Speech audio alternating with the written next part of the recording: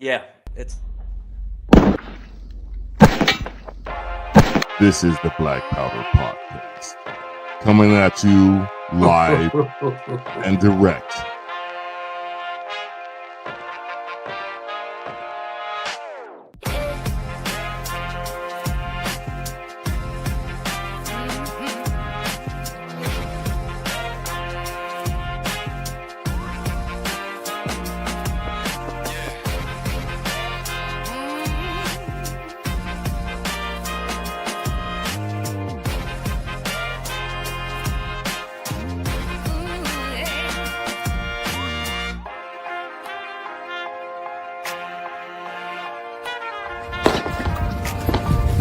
Your salty tears season my life. It's the Black Powder Podcast. And yes, we are live. This is the Black Powder Podcast, the only real libertarian podcast that has ever existed.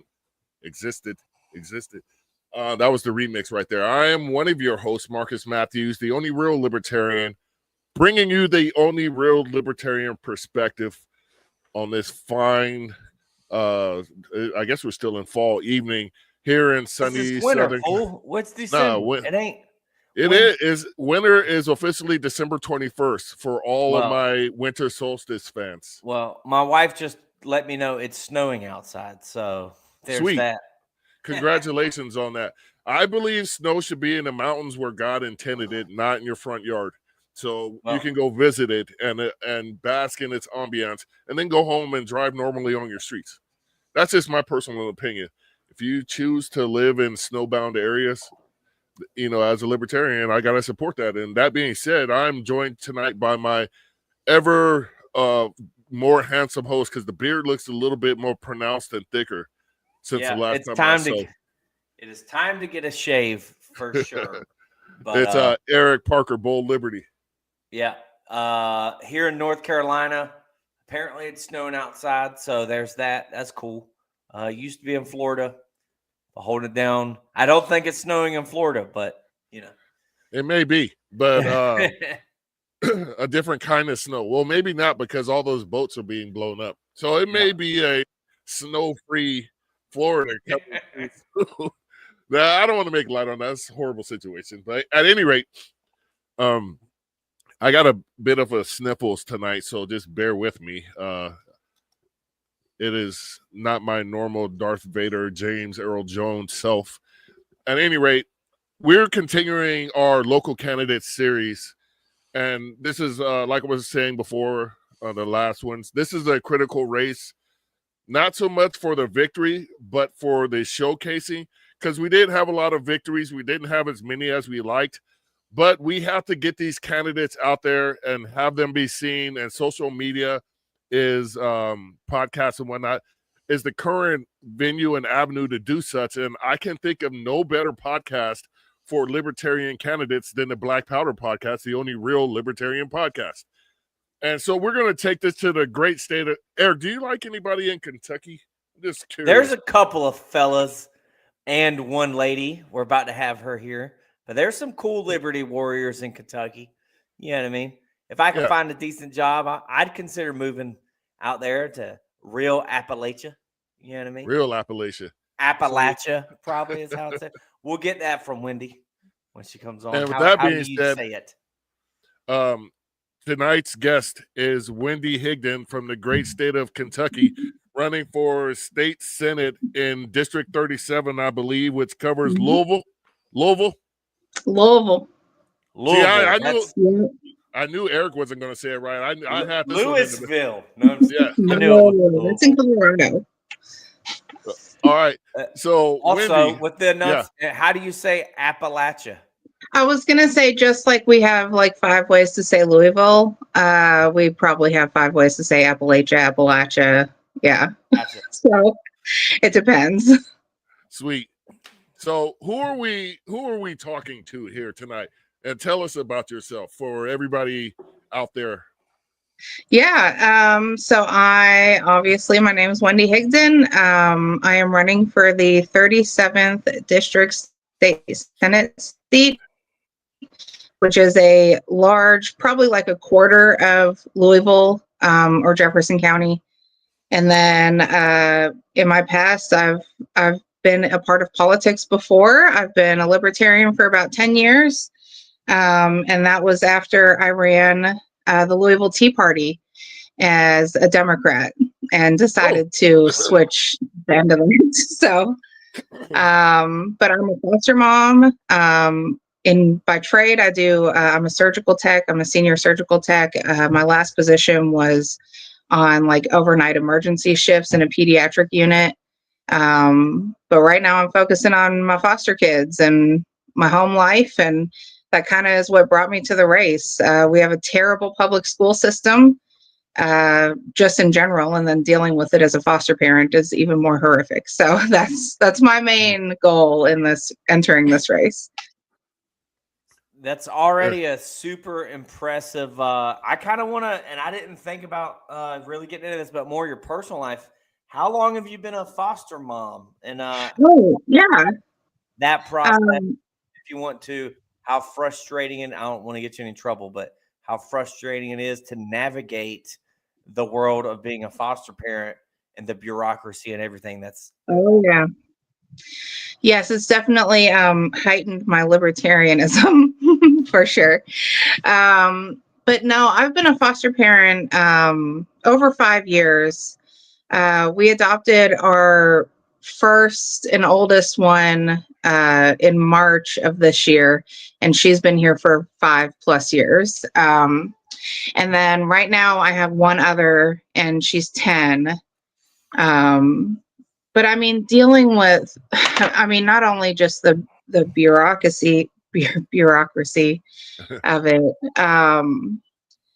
but just kind of like, just the entire system being flawed, and not a single part of it feels like it's actually for the benefit of the children.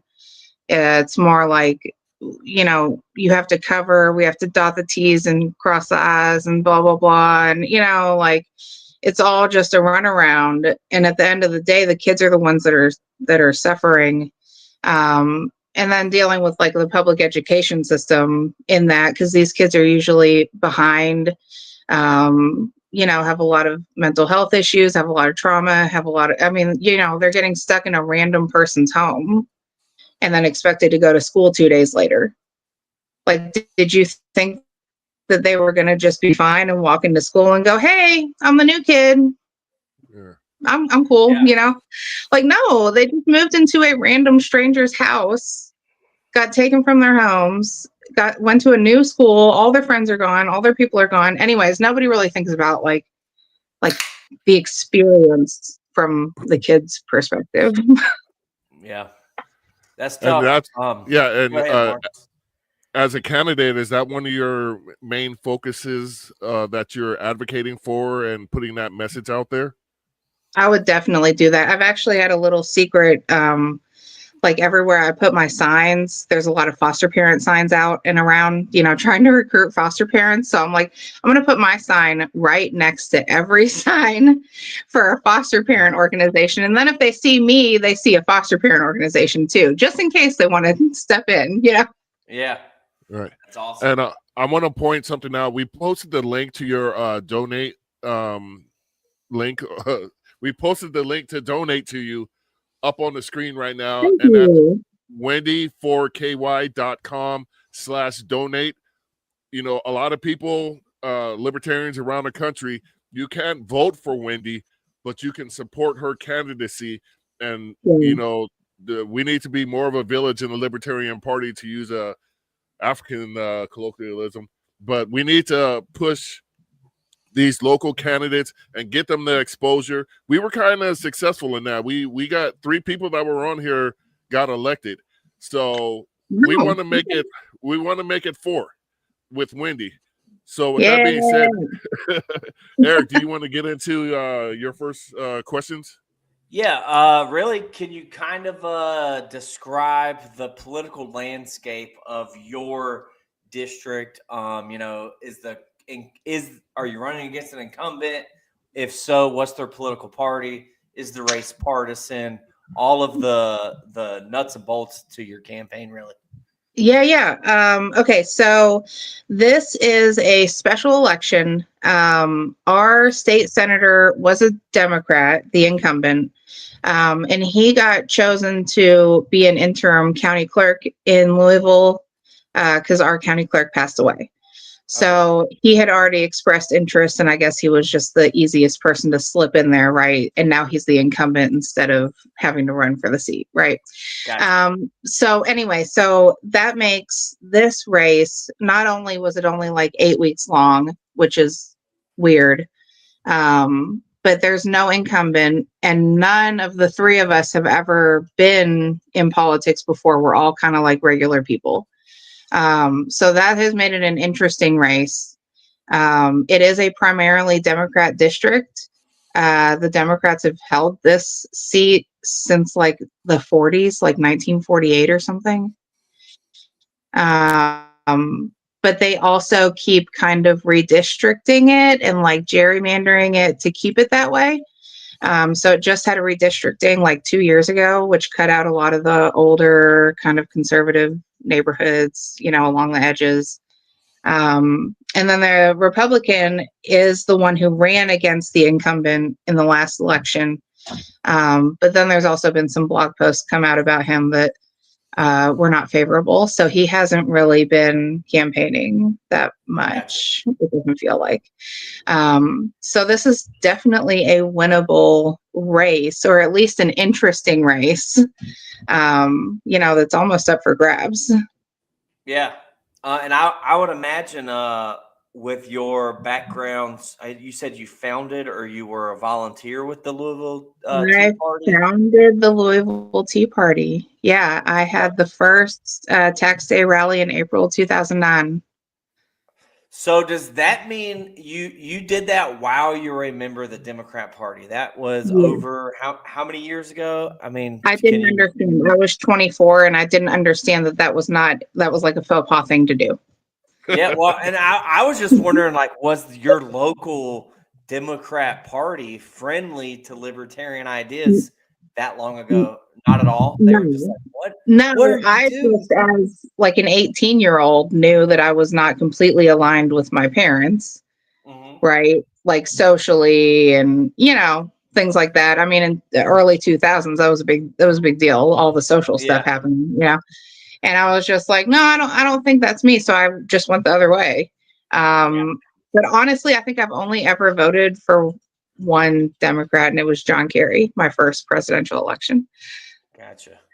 After that, I did research. Yeah. Gotcha. Well, and so I mean, like I've registered Republican whenever I turned 18, and I stayed registered Republican because of Ron Paul and Rand Paul through 2020, and then switched to libertarian after that. So there's no hard feelings about what you registered to vote as at the age of 18. And I'm really happy that, obviously you were grounded in libertarian thought, being there to start a Tea Party. I just think that's very unique that there was founded by a Democrat. Yeah. If it still exists, I don't know if it does, but if it's still active and still exists, it's probably a bunch of conservatives, which is okay. It is. It does still exist, and it is.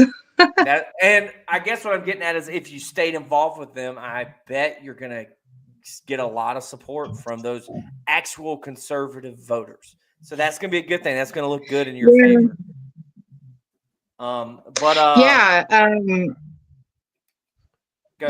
So I think it's kind of a little bit of both, right? That I've been a Democrat before, so in a Democrat district that kind of looks good, but I'm also a little concerned. I have something for everybody, Yeah. Well, that's what I'm going to say. Like, I don't know. Sorry, Marcus, go ahead. But I don't know how much door knocking you did, but that helps in conversation too. Whenever you tell someone I'm neither a Republican nor Democrat, but in my past, you could explain I was a Democrat that founded the Tea Party and the local Tea Party. You know what I mean? So that's unique. Go ahead, Marcus. Sorry. Well, what was the pivotal moment where you said, okay, I'm going to register as a libertarian and run as a libertarian? What was that epiphany that you had? I mean, running the Tea Party as a Democrat and as a young person was, pretty difficult. A lot of people didn't really take me seriously. And, But I held my own. But the pivotal moment was really, I had run for office in 2012 before as a Democrat. It was for a state house seat, and I really only ran because the guy had been an incumbent for 12 terms without being opposed. And like not by a Republican, not primaried, nothing, had never been opposed. And I just thought that was stupid. So I ran against him. I was like, I mean, at least people will have another choice, right? But anyway, so then a couple years later, in a Mitch McConnell ad against Matt Bevin, and I don't know how much you guys know about our state, but he was the governor, ran for governor. He was the governor, but before that, he ran against Mitch McConnell, and he donated to my campaign during that time. And so Mitch McConnell's ad was like, you know, that he donates to liberal Democrats, and plastered my picture in the ad. And I was like, this is like ridiculous, like ridiculous. And then I started learning about like fair and equal election laws and how rigged the system is. And almost just on principle, I was like, well, I just have to join that, what I really am, because that's what it is. And ever since I have voted Libertarian, every time people have told me I'm wasting my vote on one side or the other. And I'm like, if everybody would just actually look and vote on their principle, we would have a totally different situation. But that doesn't happen. And therein lies my everyday frustration when I turn on the stupid box, because I like to see what everybody's talking about. And all I hear is, well, this team over here, they're going to do this, that, and the other thing, and that's going to make your such and such more expensive, or something's going to happen to your kids. And then you flip the channel, and it's the same message, just in going in the other direction. Yeah. And I'm like, why can't Americans like take a step back and look at that bigger picture? And then, like, is there a viable alternative? Oh, yes, here we are, the Libertarians. And look into it really, because, you know, the Democrats and Republicans have done a great job of defining what Libertarians are. And they make them, you know, all they do is sell fear in the first place. But they do a damn good job is selling fear about a Libertarian in office. But we're here to change that negative, and it starts with local candidates like Wendy. So I wanted to get to your platform and have you speak to what you actually, how you would actually legislate. Like, when you get elected, what's the first like piece of legislation that you would want to introduce? I only have a couple of points that I've been putting out there because they're like the main points, and honestly for a whole term, and if you're doing it correctly, you don't want to be a politician for the rest of your life. So the Jefferson County Public School thing is a really big deal, and I know that you guys don't live here, but if you look it up, it is a disaster. I mean, kids riding the bus for 2 hours to get to school. Last year, one of the kids didn't get home until like 10 p.m. on the first day of school because it was so jacked up. Like, we have like 300 teacher vacancies when we started this year. So there's just nobody to teach the class. There's sometimes literally it's just a TV screen. There is no teachers. We have like $188 million shortfall because they included like COVID money and grants in their general budget. There is 7 school board members for a city of almost 1 million people. Like, we have 28 Metro Council members and 7 school board members. There's zero transparency. It's top heavy. It literally is not serving the children in any way. And then now they're talking about, to cover that shortfall, they're going to close schools. They're going to close some of the top performing schools, or the ones that are in the lower areas, right, that nobody wants to go and deal with, unfortunately. So my proposal, number one, and this is literally why I'm running, is to take on JCPS. But my proposal would be to split up the school district. We have over 100,000 students in our school district. Our budget is bigger than the entire city of Louisville's budget for the school district. We're paying like 20-something thousand dollars per kid a year. It's outrageous.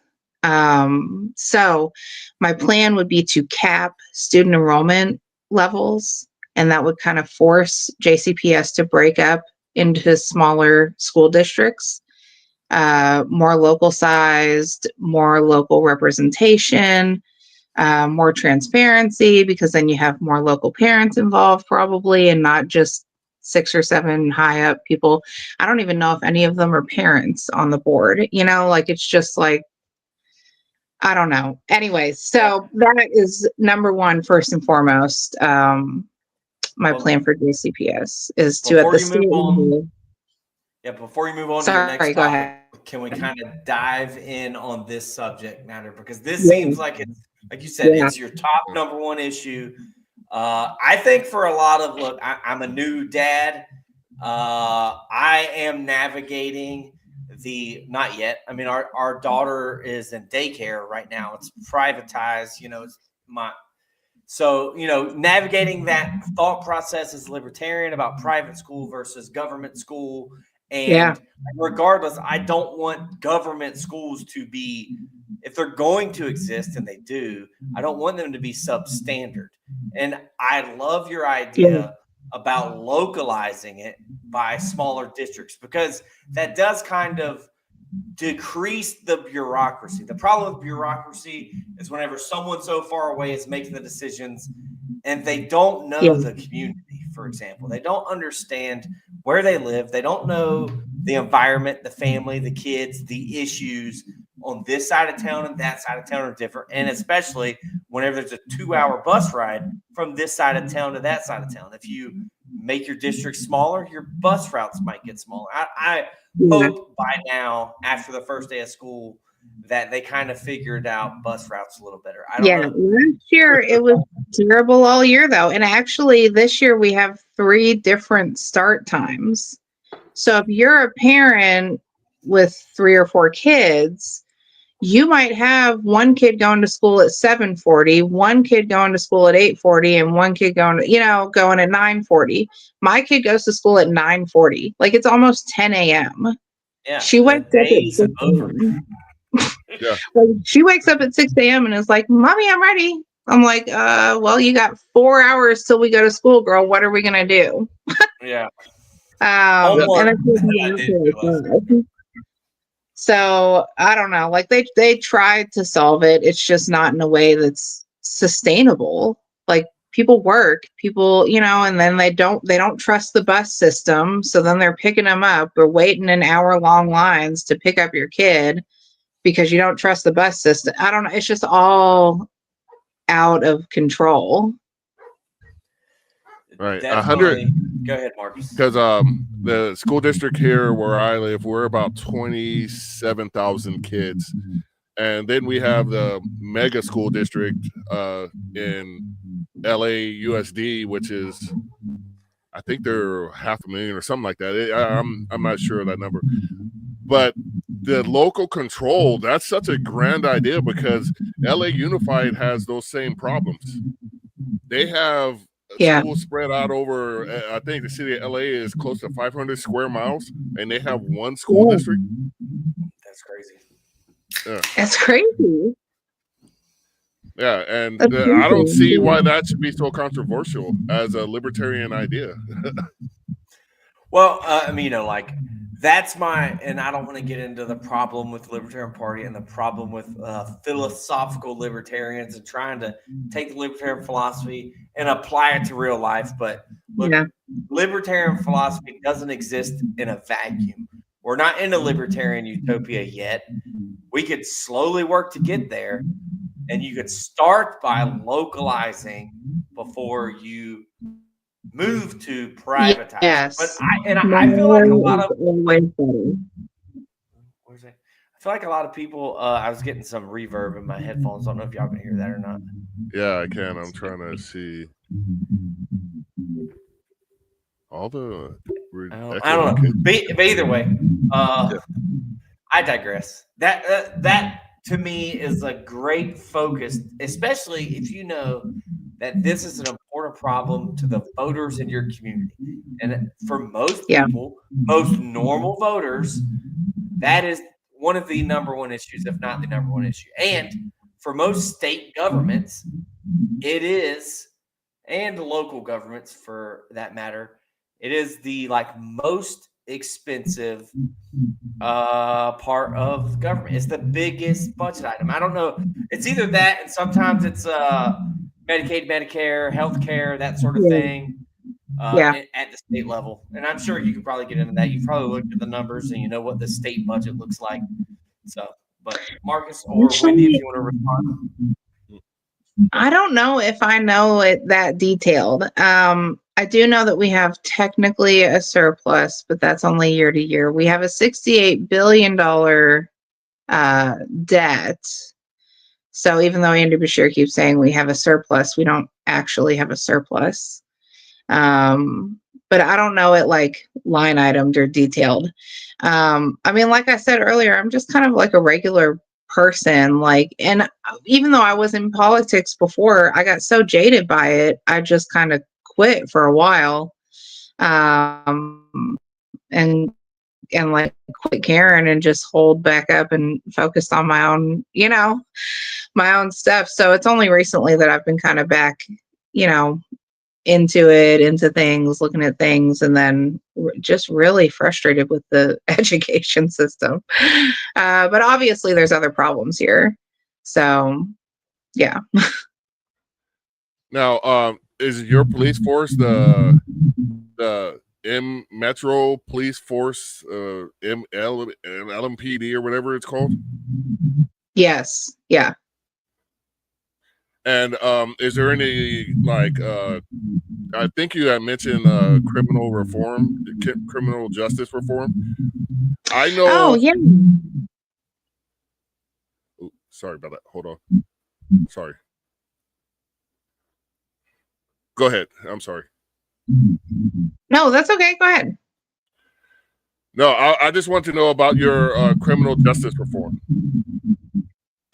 I mean, basically, a lot of people, because we don't you lose voter rights, felons in Kentucky, basically lose a lot of their rights once you have a felony charge. And then it's really hard to expunge your stuff, and kind of get back, to being a full citizen again. So that was something that came to my attention because of the voters and what people were talking about. As I got out here, that wasn't something on my radar when I started. But then the more I got asked about it, the more I was like, no, that's, and then obviously as libertarians, the victimless crime thing, the overjailing, the strain that's going into county budgets to, have to house people. Some of them are at 150% capacity, stuff like that. So it just kind of put it on my radar that was an important issue. So I don't necessarily have legislation yet for that. Just, the viewpoint that if people serve their time, then they should be able to be reinstated to full citizens. If, parole should probably be maybe a little easier to get, and then the victimless crime thing and the drug war and the, all that stuff, just full libertarian points there. All right. So I'm going to mute your mic when I talk because I think that's it. But the reason why I brought up the criminal justice reform is because you can link the two, going back to the previous subject matter, which is education, because there's a direct correlation between criminality and reading level, whether it be fourth, fifth, or sixth grade reading level. And a lot of people tend to disconnect the fact that when you fail kids in so many ways, when you're responsible for educating them, and if the government's going to be responsible for educating them, it better be excelling, like Eric alluded to. If this has to exist, And unfortunately, as a libertarian, I'm about to catch wreck because people say I'm not a real libertarian, but I think it does have to exist because there's a segment of our society that even if you gave them money, that they would be spending the tax money that they give to public school to them to send them to a private school, they still wouldn't be able to afford the private school because a lot of states, $20,000 a year for a student, you may not get into a good private school. And what you're going to do is you're going to get into a for-profit school, and that's not necessarily the solution. So Well, and I was just going to say, like, I think a better argument would be if, for example, most states, it's in their state constitution. I know Florida, I don't know about North Carolina, that the government is required to provide education.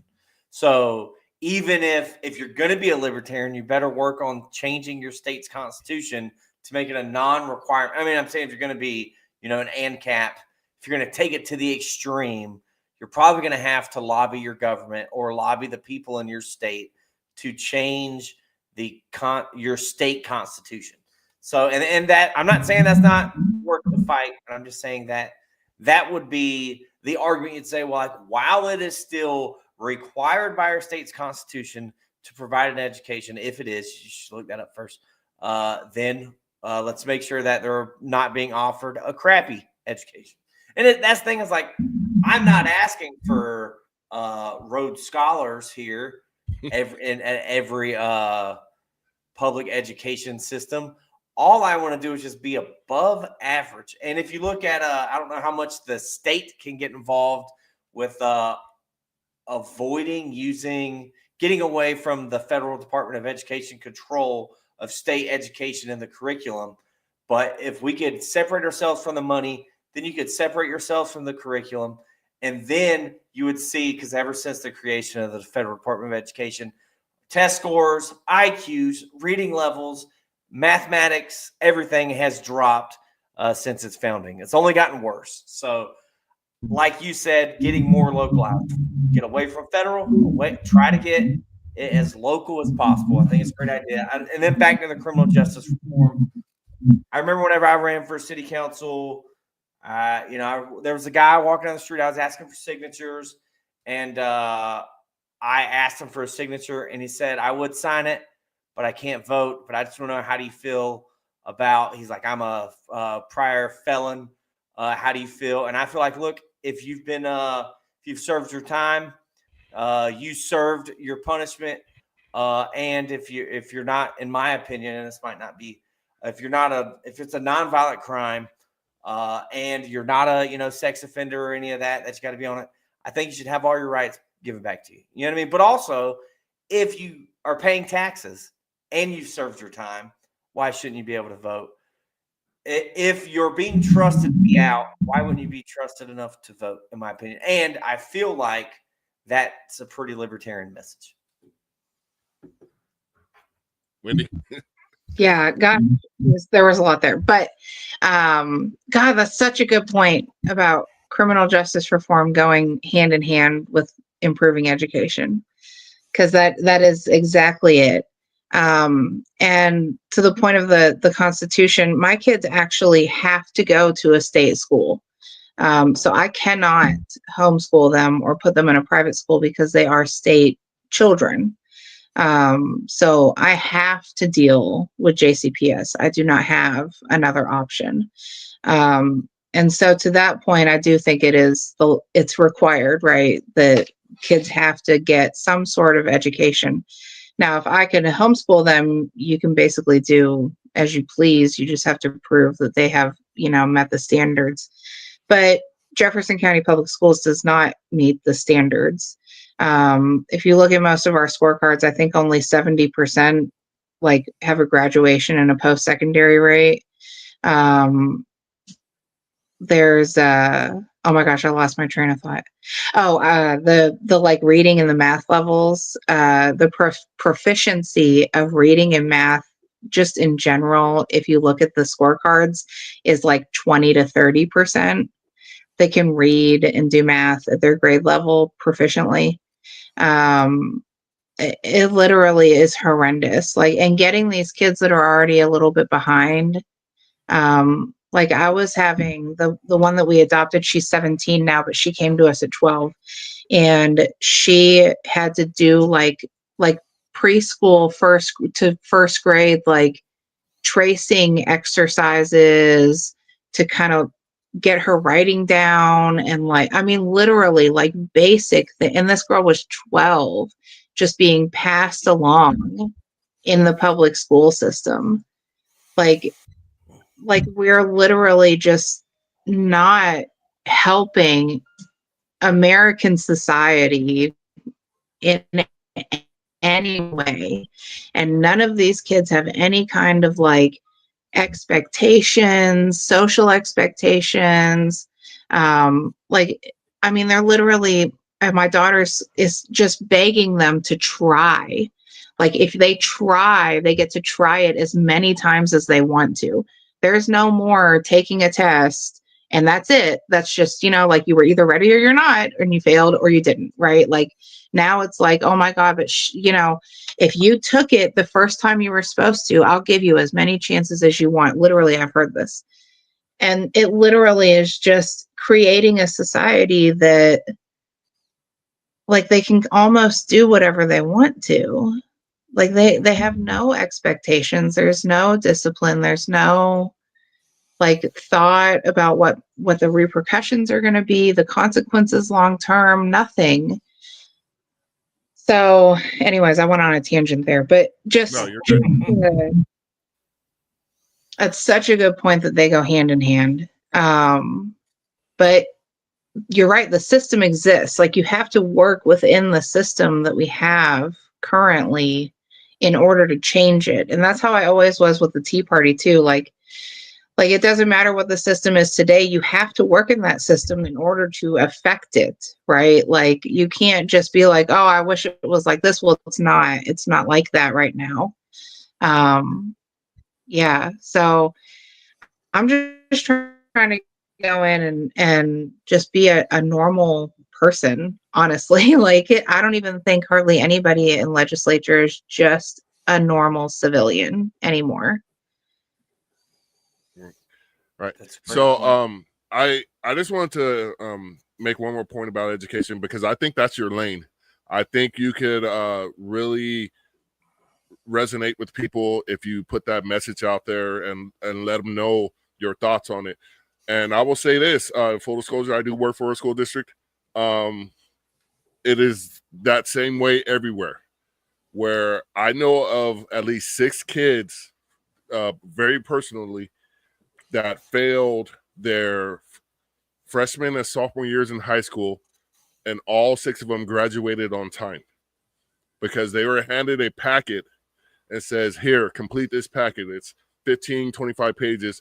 Okay, you passed freshman English. And that is so on and so forth for every single class. Jeez. And when they went out there in the real world, I thank God that they made some things of themselves.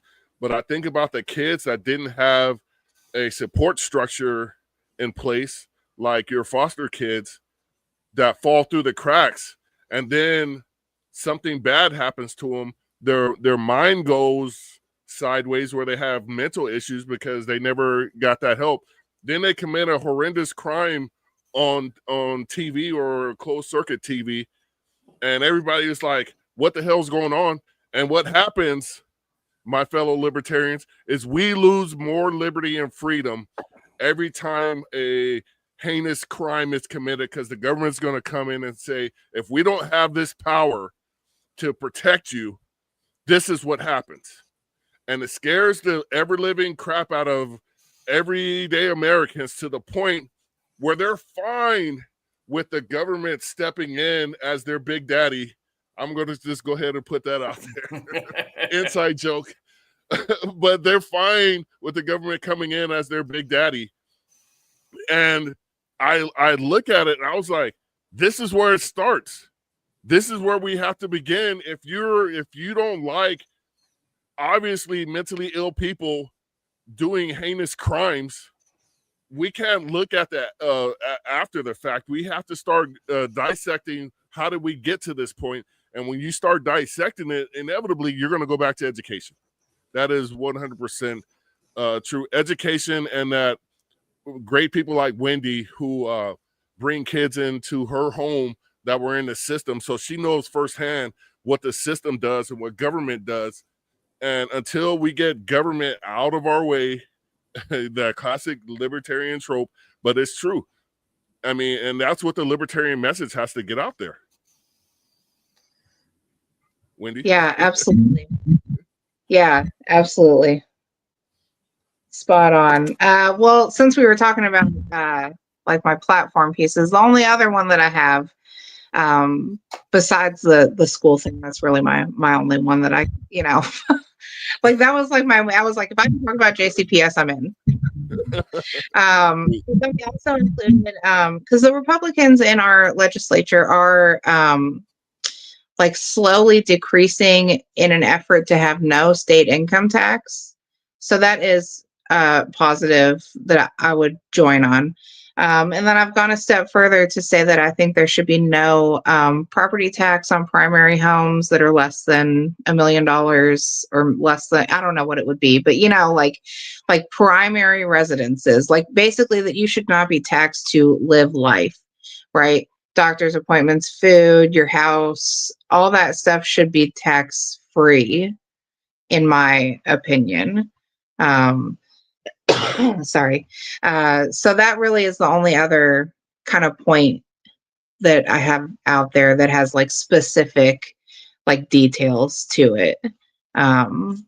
So yeah, but it's basically just general libertarianism and me just being a normal person, like a mom, a wife in a normal middle income family, making it in this crazy atmosphere that we have out here, and seeing everybody struggle with it. Everybody is struggling with it. And I mean, neither side seems to have had the answers so far, or we would be in a better situation. So I just really felt passionate about giving people a choice. Ballot access in Kentucky for libertarians is not easy. And we don't get involved, like we don't get invited to be like in a primary or anything unless there's a libertarian primary. So we're kind of shut out of the process. So, if I can bring some light to like a couple of things I'm passionate about, I was like, yeah, I'll join. So, the political landscape of Kentucky, would you say, I know where you're at, your district's very Democrat, leans left, leans blue, if you will.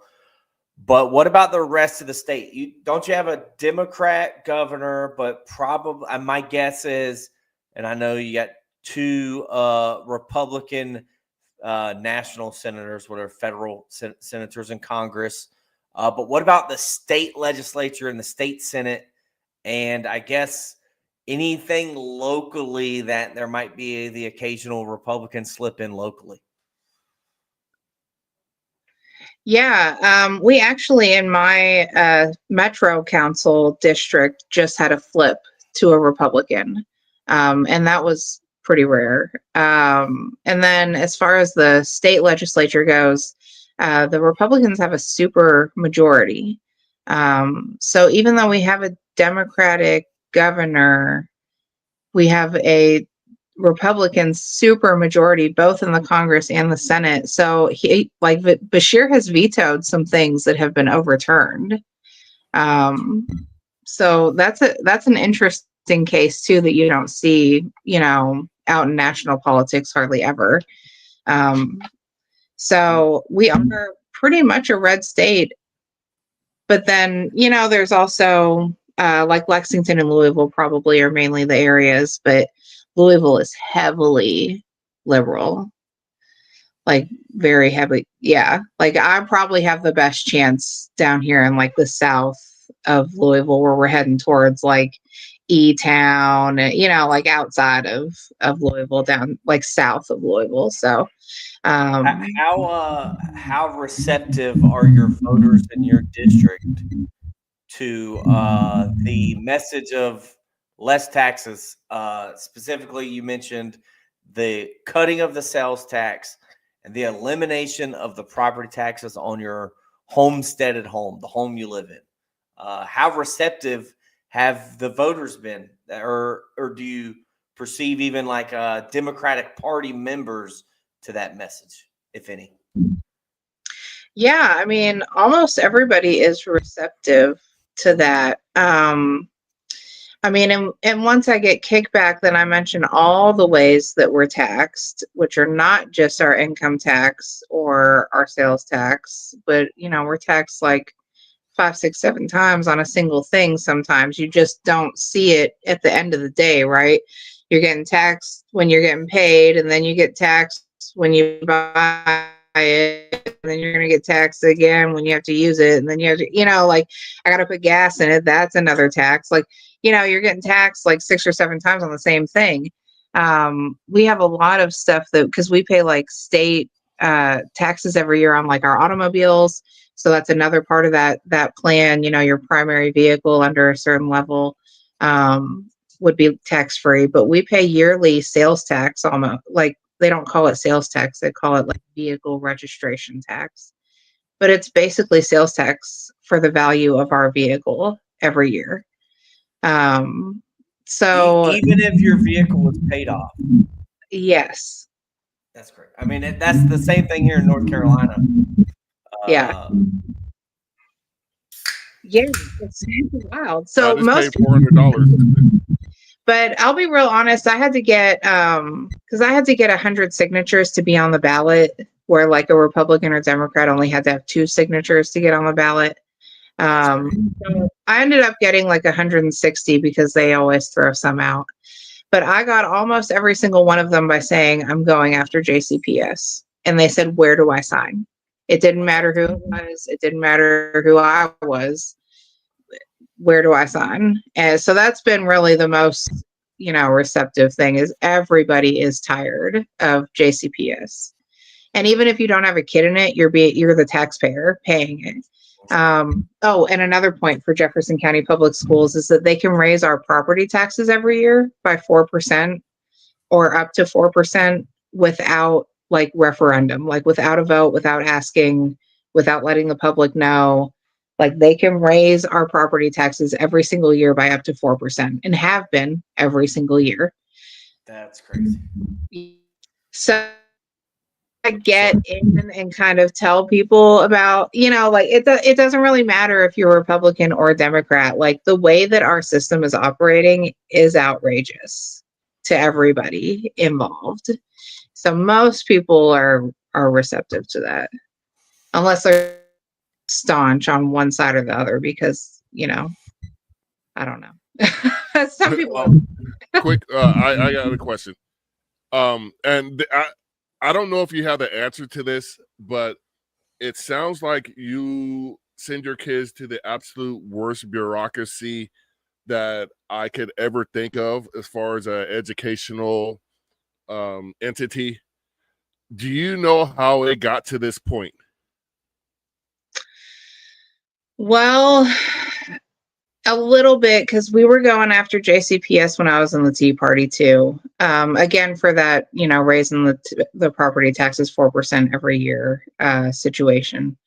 But we have never had really great results. At that time, I think we were like 48th in the country education-wise, and JCPS is the lowest in the state as well. So I don't know where we still have kind of like busing, like almost segregated busing, like to try to mix people up.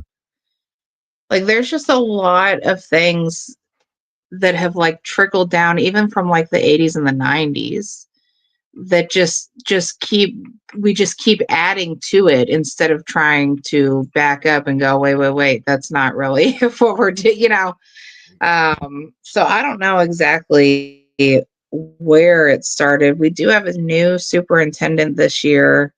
But those guys are making almost $500,000 to run the school because it's so big. I I mean, I don't even know. I don't know if I understand it fully, how we got in this position. Now I do know all the budget stuff recently is because they added the COVID funding and a couple of one-time grants that they got to our general yearly budget. And then this year, like 5 years later, we're like, oh, well, that didn't work out. And now we're $188 million short. And they promised they weren't going to touch the students' experience, but their first plan is to shut 6 schools. One of them is the teenage pregnancy school. One of them is the after incarceration school where they can get credit recovery and go to trades instead of do general high school stuff. 2 of them are in the West End where they're kind of, low income areas. I mean, just the whole plan is just on all of the people that need it the most. In my eyes, I was like, are you serious? They're going to shut the only pregnant teenage school down? They're going to shut the only one down that lets you do a trade as your schoolwork instead of what? These are all things that people need. Well, I can tell you why that's going to happen, because they did something similar in this local school district. Is because the people that attend those schools, the parents and whatnot, don't have the money to hire good lawyers and will never be listened to. So that I would think and I don't know. I thought it was kind of weird that they would have a pregnant teen school, but I understand why. It'd be very difficult to focus and study if you're a pregnant teen going to school. Yeah. Well, I think we have one of those too. Well, and to your point about the trade school, I think it would make sense, and Larry Sharp's got a great idea about that. Make the trade school open to anyone, not just people getting out of juvie or whatever. I'm assuming juvie if it's high school, public school, but make it applicable to anyone that knows, hey, I'm not planning on going to college. I just want to go get a job as a diesel mechanic or a welder. Could you help me get my welding certification in high school so I can get a job at the age of 16 or 17 because I know I'm not going to college? Why is that so difficult? And I will answer the very same question. It's the Federal Department of Education, and they're getting in the way of it. And there's other reasons, states come up with their own curriculum, but they get federal funding by doing what the Fed tells them to do. The Fed Ed tells them what to do. So I digress. Yeah, absolutely. And then we're teaching to take a standard test instead of teaching people's skills and abilities and interests. And, my kids are never going to be high achieve. And that's okay. It's okay to go out there and get a job and have a nice, fine life for yourself. It's okay. It's okay to go to a trade. It's okay to take pride in putting cement bricks together, right? People need houses. It's okay. We've created this whole scenario that, and it's money. It's all money, right? It's all money funneling. All right. So I want to we posted the link again because we're going to start wrapping this up. Wendy4ky.com/donate. Like I said, you don't have to, you may not be able to vote for her, but your dollars can help her. And so put your money where your memes are. Let's get this done for Wendy. Eric, do you have anything that you want to ask her as we close out? Have you ever met Thomas Massey or Rand Paul? Yes, I actually, because Rand Paul did the first Tea Party in Bowling Green. So I did the first one in Louisville and he did the first one in Bowling Green. And so I actually have met Rand Paul quite a few times along the path, and we helped him get elected, and he has sat down with us for policy stuff before. So that was really cool. I've met Thomas Massey, but not as often, but I feel like I know him more because he's more local and more outspoken on the, I'm actually friends with him on Facebook. So That's kind of cool too. But no, it was kind of like a past life, right? Like I Gotcha. feel I've come back into like my past life, you know? That's cool. I'm jelly. Thomas Massey does follow me on X, and he's liked and shared. I don't know if he's ever shared anything, but he's liked some of my Yeah. stuff on X. So that's his, I'm fanboying, even though I'm living vicariously through you right now. So, but with that being said, I keep doing your thing. Stay involved. I'm hoping that first off, you're going to win this. We're going to have a libertarian in office, and you're going to stay involved in the party. If you do win, or regardless, we'd like you back on with an after action review sometime after the campaign season, whenever you resettle. If you want to come on and talk to us about like, what worked, what didn't, what you're going to do next time you run, because I hope you, regardless, either serve how many ever terms till you're term limited. If there's no term limit, self-term limit, and then run for something else. You know what I mean? But I want you to stay involved in the liberty movement, stay involved in the Libertarian Party. Let's go get this W. Oh, and what is the date of the election, by the way? Yeah, the date of the election is December 16th. So it's literally like less than 2 weeks away. Yeah. So everyone, I'm sure Wendy's got some last minute expenses for her campaign, whether it's texting. I bet, and I'm assuming early voting's already started. If not, it's going to start soon. So if anything you can give to her, she's going to spend wisely to get the word out and get these votes and bring in that W for the Libertarian Party. Yep, I sure will. Yeah, we've been spending it wisely so far. So I'm interested at the end to see kind of the vote per, like how much people spend per vote or whatever, because I did pretty good at it last time. So we'll see. All right.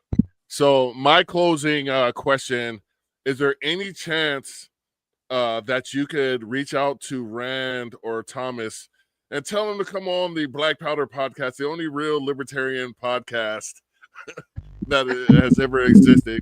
Can you do that for us? If I still had contacts, I would hope for like an endorsement or something, but I did not still have contacts.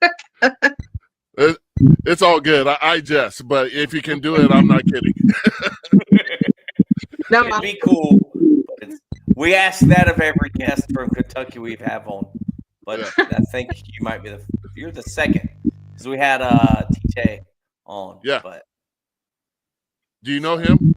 What was it? TJ Robert? Was it Robert? Robertson? Is that it? The state legislator Robertson, I think. Dang it, he's a redhead, ginger. He's in the seat Thomas Massey held as a state legislator. I'm pretty sure. Oh, okay.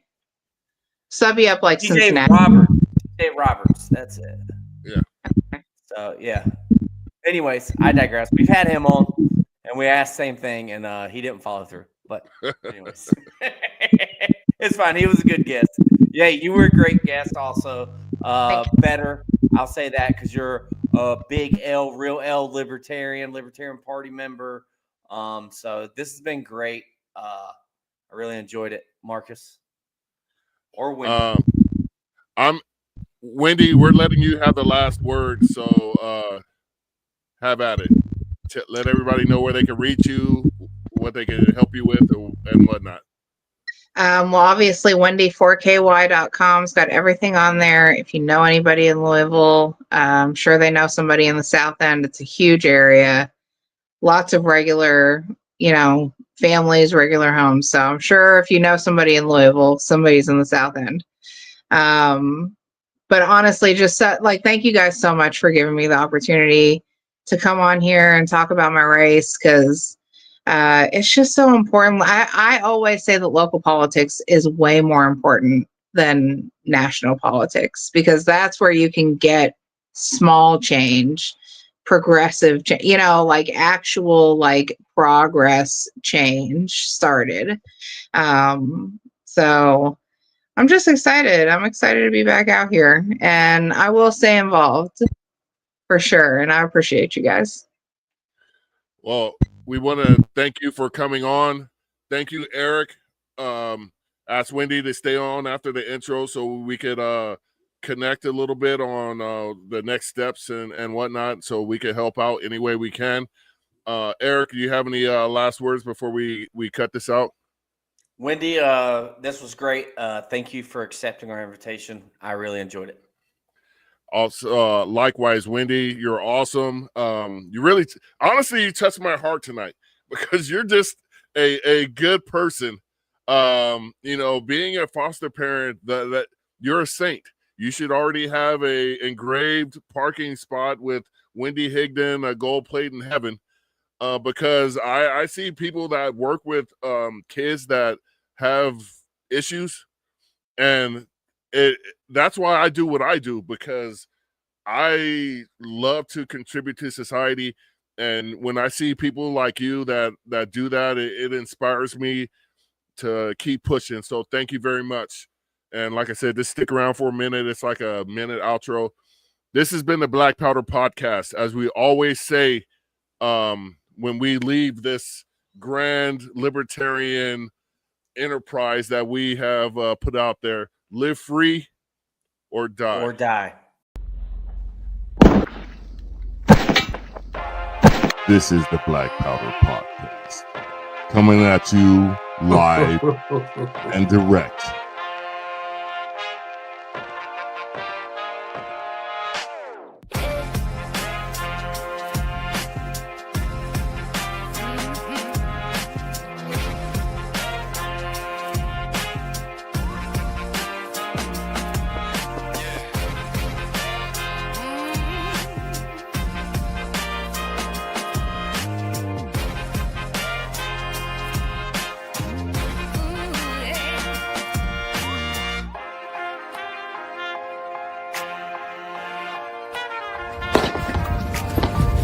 Your salty tears season my life. It's the Black Powder Podcast.